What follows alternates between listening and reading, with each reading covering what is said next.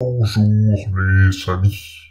Aujourd'hui, nous allons étudier la programmation objet en Java. Nous en avons parlé précédemment quand j'avais parlé de Java en précisant que Java était uniquement dédié à la programmation objet. Aujourd'hui, nous allons étudier plus en détail ce paradigme de programmation. N'oubliez pas que Java est le meilleur langage de programmation du monde et que vous devez l'installer impérativement, sous peine d'être viré de mon prochain cours TD. Nous allons tout d'abord étudier ce qu'est l'objet en Java, puis ses caractéristiques, et nous finirons par un petit TP pour vérifier si nous savons bien créer un objet. Java est un langage uniquement objet, c'est-à-dire que c'est un langage qui va servir à retranscrire des objets de la vie réelle en code, et ne sert qu'à ça. En fait, quand vous faites des objets, quand vous faites du Java, vous faites que de l'objet, c'est-à-dire que si vous commencez à coder des trucs qui ne sont pas des objets de la vie réelle, ça n'a pas de sens. Vous devriez arrêter parce que vous ne savez pas programmer, quoi. Et donc, les objets sont évidemment très importants en Java. Nous en avons fait auparavant avec le public class et le static main aussi, que l'on n'a toujours pas vérifié, de voir comment ça marchait, mais c'est pas grave, vous le verrez à l'épisode 44. L'objet en Java possède plusieurs caractéristiques qui sont donc son nom, qui doit être commencé par une majuscule. Il y a aussi un constructeur qui nous permet de créer un objet, de l'instancier, car on va faire le code de notre objet, mais après il va falloir créer cet objet virtuellement dans la machine.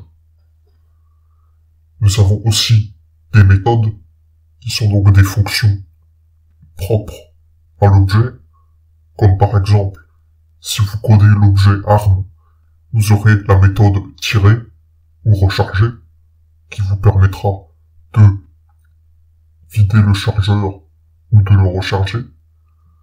Et vous aurez aussi des attributs comme par exemple, il y a un entier qui correspondra au nombre de balles dans votre chargeur, par exemple.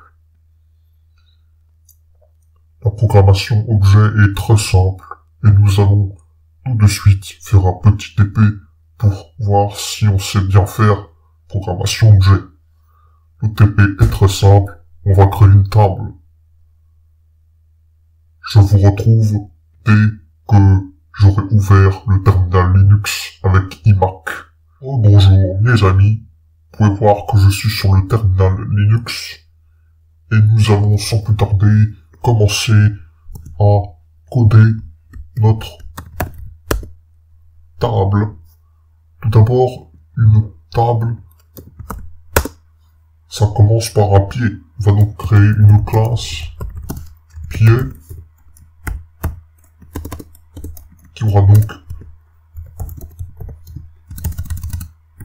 donc un string comme attribut et qui servira à quelque chose de très simple.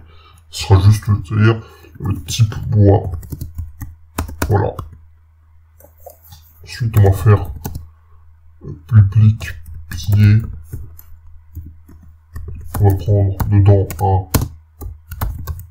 type bois et on va dire que 10.type bois égale à type bois, ce qui aura pour effet d'affecter notre type de bois au bon type de bois. Ce constructeur étant terminé, nous allons devoir faire une méthode, car c'est extrêmement important. Les classes sans méthode, ça ne sert pas à grand chose. On va donc créer la Voilà. Voilà. On va créer la méthode casser-pied qui va changer le type de bois en bois cassé. Évidemment, si le bois est un bois cassé, ça marche moins bien, ça va pas tenir beaucoup notre table. Et donc ensuite, nous avons fait notre pied. Ensuite, nous allons faire la planche qui va être soutenue par les pieds de la table.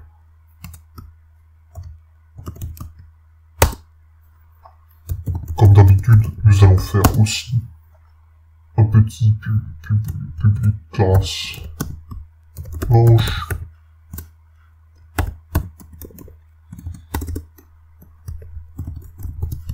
Nous allons aussi faire un public string de type bois. Enfin, je veux dire un private, c'est très important parce que t'as pas envie de savoir, les concurrents n'ont pas besoin de savoir quel type de bois nous utilisons. Il faut toujours mettre en private dans une... Faut savoir, mes enfants, que dans une classe, il faut toujours utiliser private, sinon c'est pas bien. Enfin, comme ça, vous voyez là, c'est bien. On va mettre... Ça va être un integer et ça va être la longueur. Parce que notre planche,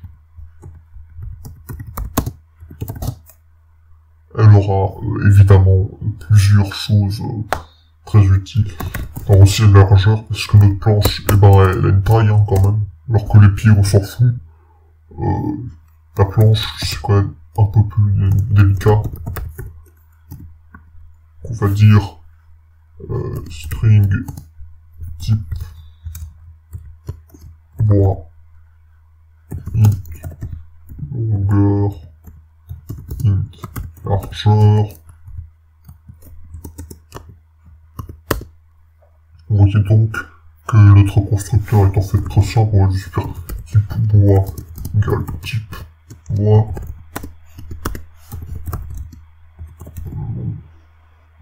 Longueur est égal à longueur. Ici, c'est largeur est égal à largeur. Notre table étant finalisée, nous devons aussi ajouter dedans quelque chose de très simple, qui est une méthode, qui sera donc un void, et qui va être très simple. On va juste scier. On va juste scier la table en fait.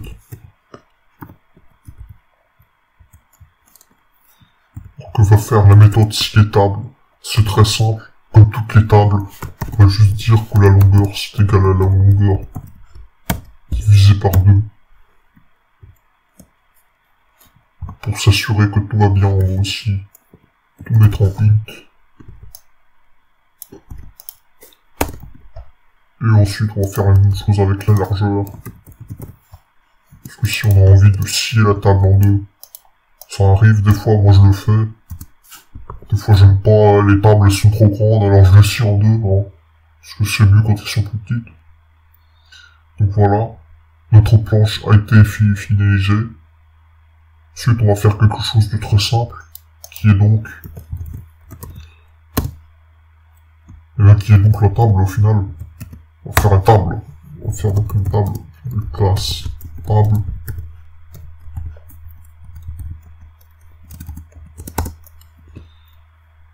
Cette table, elle aura donc pied P1, un pied P2, un pied P3 et un pied P4. Qu'est-ce qu'une table? Ça a 4 pieds. Et ça planche. Parce que ça a une 4 pieds et une planche par-dessus, sinon ça sert pas à grand chose. Donc on va faire un public table. Et dedans, on va dire, on va prendre le type de bois de la table, ainsi que le int longueur int largeur. Et donc on va dire que P1 est égal à new pied. Et donc P1 c'est un nouveau pied qui est donc du type poids. Ensuite on va faire la même chose avec les autres pieds de la table. Oups. Voilà. Et ensuite, la planche, ça va être un peu plus compliqué. On va dire une planche, type poids, largeur, longueur. Voilà. Notre table est finalisée. Voilà. Ensuite, on va devoir faire une classe test pour tester notre table. Ah oui, non, j'ai oublié, avant la classe test, on doit faire un public void toString car c'est un public string même.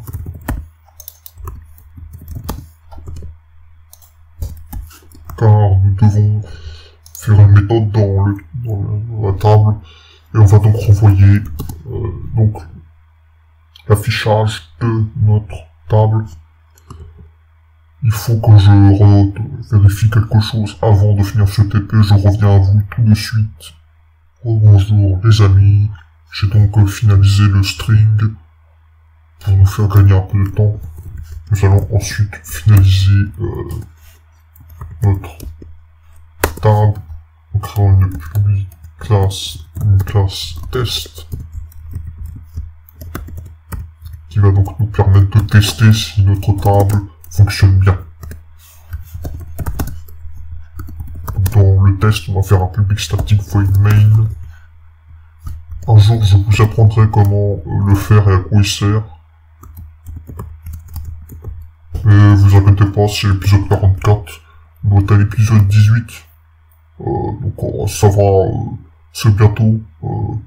N'hésitez pas à mettre un pouce vert d'ailleurs. Et à vous abonner. Donc on va créer une table. Sur donc une nouvelle table. Et on va donner en argument le type de bois qui sera du boulot, parce que moi j'aime bien le boulot. Ah non, attendez, je me suis trompé de... C'est comme ça qu'on écrit. Ensuite on va donner la taille. On va donner ça. Après on va faire un petit système. .out. int ln table. String. Voilà, notre petite méthode statique devrait fonctionner. On va maintenant compiler.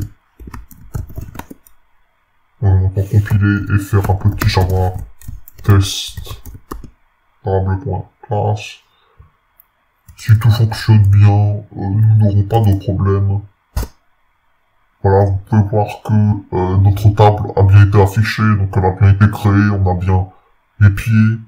Alors on n'en voit que deux, mais parce que c'est vu de côté, vous voyez, et on a bien la planche, et on voit deux pieds, mais il y a eu deux autres pieds derrière, donc tout va bien. Nous avons réussi à créer une table. La semaine prochaine, je vous apprendrai comment fonctionnent les pointeurs Java, car en réalité, la table qu'on vient de créer, en fait, c'est un pointeur qui pointait, c'est un pointeur qui pointe vers la table qu'on a créée vraiment. Mais je vous expliquerai tout ça en détail la semaine prochaine. Merci de m'avoir écouté. N'oubliez pas de mettre un pouce vert.